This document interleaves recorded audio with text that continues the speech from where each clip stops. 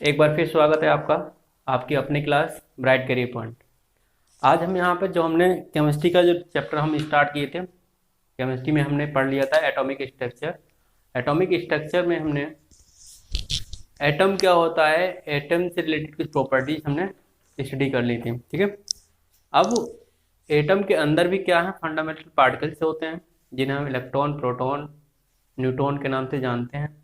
उनकी कुछ प्रॉपर्टीज होती हैं, वो आज हम यहाँ पर स्टडी कर लेंगे। अगर प्रीवियस लेक्चर आपने नहीं देखा है तो आप जाकर उसे देख लीजिए। ओके, चलिए स्टार्ट करते हैं। तो जो परमाणु होता है, परमाणु मतलब एटम,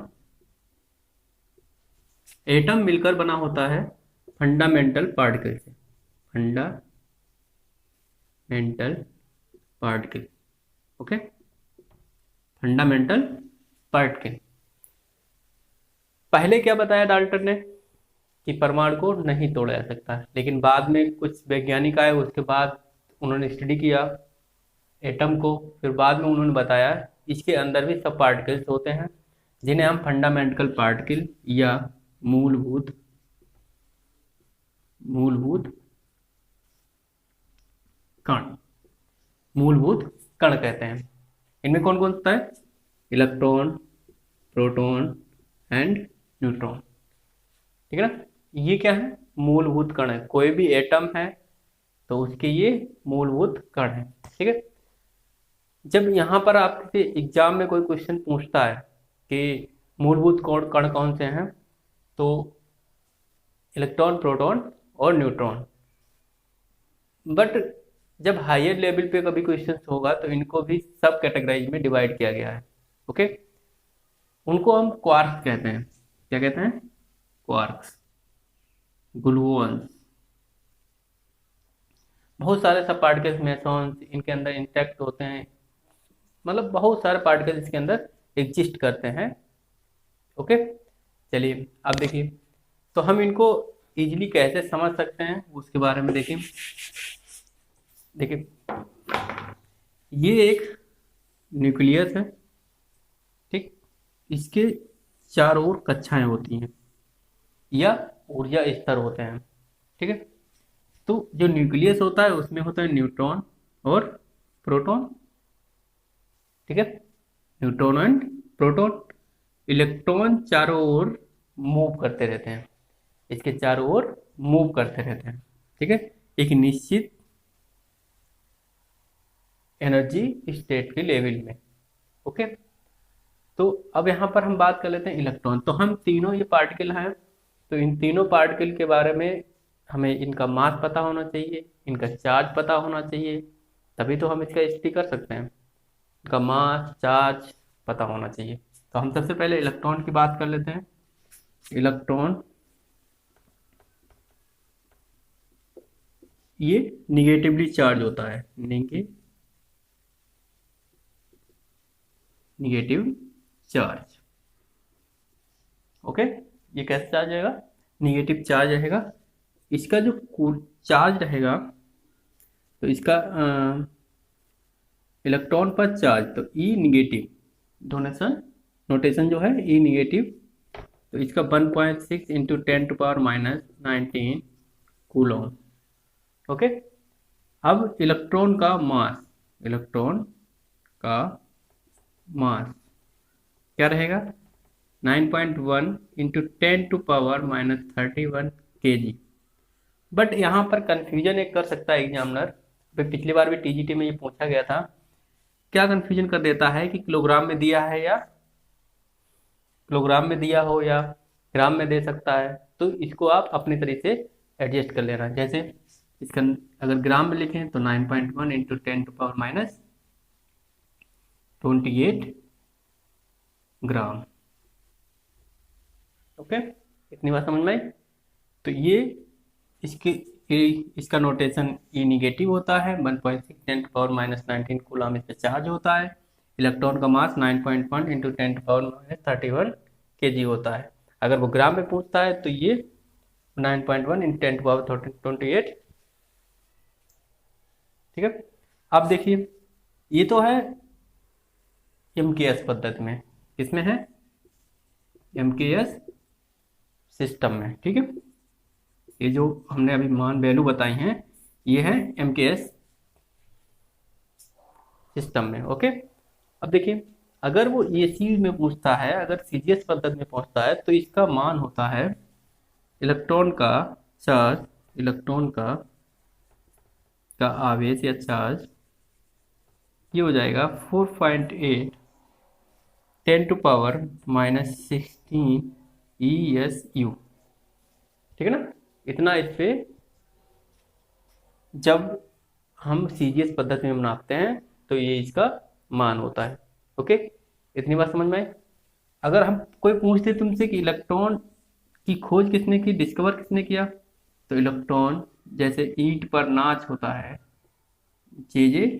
टॉमसन, J.J. टॉमसन। ठीक है ना, अगर 3 क्वेश्चन यहाँ से बन सकते हैं, इलेक्ट्रॉन पर कितना चार्ज होता है तो आप बताएंगे इस तरीके से, ये दोनों यूनिट्स में दिया हुआ है। उसके बाद अगर आपसे पूछता है कि इलेक्ट्रॉन की खोज किसने की, तो J.J. टॉमसन हो जाएगा। और अगर आपसे ये क्वेश्चन पूछता है कि इसका मास कितना होता है, तो आप 9.1 × 10⁻28 ग्राम होता है, या 31 वाला जो आपके किलोग्राम में होता है। ओके, इतनी बात समझ में आई। अब देखिए ये तो होता है निगेटिवली चार्ज, तो अब इसमें क्या है, इलेक्ट्रॉन हो गया। अब इसमें पॉजिटिवली चार्ज क्या है, प्रोटॉन। प्रोटॉन भी रहता है। ठीक है, तो प्रोटॉन क्या है, प्रोटॉन। ठीक है ना, तो प्रोटॉन की खोज गोल्डस्टीन ने की। ओके, गोल्डस्टीन ने। ठीक है, इसका जो चार्ज होता है, जो सेम चार्ज इसका होता है 1 पॉइंट, बस ये क्या है, निगेटिव होता है और ये क्या है, पॉजिटिव होता है। 1.6 10⁻19 कूलम। ठीक है ना, अब देखिए जब भी हम बात करेंगे प्रोटॉन की, जो चार्ज हुआ कूलम में हो गया, अब इसका क्या लिखेंगे, मास। क्या, मास। तो मास देखिए, इससे जो ये मास होता है, इलेक्ट्रॉन का मास होता है 1931। आप समझ सकते हैं कितना कम मास होता है, तो ये बहुत कम मास होता है। इसकी अपेक्षा प्रोटॉन का मास ज़्यादा होता है। ठीक है, तो ये 1.67 × 10⁻27 kg। अगर आपसे ये पूछता है तो, ठीक है, kg इसका मास रहता है, और ये इसका चार्ज कितना रहता है, 1.6 × 10⁻19 कूलम। ओके, अब जो हमने, अब क्या है, तो तीसरा क्या है, न्यूट्रॉन। ये न्यूट्रल पार्टिकल होता है। न्यूट्रल ये कैसा होता है, पॉजिटिव होता है। ये न्यूट्रल होता है। न्यूट्रल मतलब इस पर कोई भी चार्ज नहीं होता, इस पर कोई चार्ज नहीं रहता। ओके, इस पे कोई भी चार्ज नहीं रहता है, इसलिए इसको हम क्या बोलते हैं, न्यूट्रॉन। ये चार्ज न्यूट्रॉन पार्टिकल होता है, इस पर कोई भी चार्ज नहीं रहता है। ठीक, तो न्यूट्रॉन, अब तो चार्ज नहीं है, चलो मास कितना है, मास इक्वल टू किसका होता है, प्रोटॉन के मास के बराबर होता है। Mass of proton, mass of proton equal to mass of neutron. ठीक है ना, लगभग लगभग बराबर होता है। ठीक, तो क्या होगा, 1.67 × 10⁻27 kg। अगर आपसे ये ग्राम में पूछता है तो आप ग्राम की यूनिट में ही इसको लिखेंगे। कितना हो जाएगा, इसकी 3 पावर कम हो जाएगी, 24 हो जाएगा। ओके, अब देखिए ये तो हमें फैक्ट पता थे, पहले से भी पता है, कुछ चीज़ें हमने हो सकता नहीं बताई हो, तो ये चार्ज ध्यान रखना है। ये तो नॉर्मली सभी लोग जानते हैं, तो हो सकता है वो ये चीज़ में बात कर ले। ठीक है, पूछ सकता है। फिर भी अभी पिछले ईयर जो टीजीटी का पेपर हुआ था, ये टीजीटी में पूछ लिया था कि इलेक्ट्रॉन पर मास कितना होता है, तो वन माइनस का 1.6 × 10⁻19 कूलम। अगर प्रोटॉन का पूछे तो पॉजिटिव में होगा 1.6 × 10⁻19 कूलम। ओके, इतनी बात समझ में? ठीक है। इसे हम रिप्रेजेंट किससे करते हैं, न्यूट्रॉन को स्मॉल एन से। ठीक। और जो हमारा ये इलेक्ट्रॉन, जो अब बात आती है कि हमारे यहाँ जैसे जो ये क्या है, नाभिक है, दोनों को मिला के क्या कहेंगे, न्यूक्लियॉन कहेंगे। न्यूक्लियॉन। अगर हम प्रोटॉन और न्यूट्रॉन को नाभिक के अंदर मानते हैं तो इनको हम दोनों को मिला के न्यूक्लियॉन कहते हैं। और इलेक्ट्रॉन इसके चारों ओर चक्कर लगाता रहता है। अब देखिए, जो मोस्ट ऑफ जो भी हमारा एटम होगा, जो मोस्ट ऑफ क्या नाम है, मास होगा, वो किसकी वजह से होगा, ये इलेक्ट्रॉन उसका उसमें वैल्यू नहीं रखता है। किसकी वजह से रखता है, न्यूट्रॉन और प्रोटॉन की वजह से। ओके, इतनी बात समझ में? ठीक है। और अगर न्यूट्रॉन की खोज के बारे में बात करते हैं तो ईंट पर नाच। ईंट पर नाच, तो ये ईंट पर, ई से मतलब इलेक्ट्रॉन, टी से मतलब थॉमसन, पर का मतलब प्रोटॉन। बट यहाँ से हमारा जी है ना, गोल्ड स्टीन होना चाहिए, तो यहाँ पे प्रोटॉन की जो होगा वो गोल्ड स्टीन। ठीक। और ना वो न्यूट्रॉन मतलब थॉमसन।